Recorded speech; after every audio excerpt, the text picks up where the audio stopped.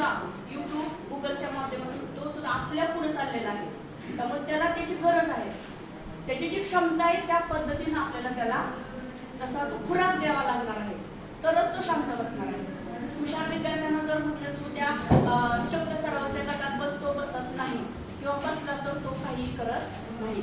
त्या विद्यार्थ्यांच्या त्याच्या विचार प्रक्रियेनुसार आपल्याला त्याला खुराक द्यायचा आहे. आणखी उच्च स्तरावरच्या विचारामध्ये, उच्च स्तरावरच्या प्रक्रियेमध्ये आणखी कोणत्या घटकांचा समावेश होतो? आणखी काय असेल? त्याला विचार करायला आपण चालना देणार आहोत. चित्र पाहिलं आपण.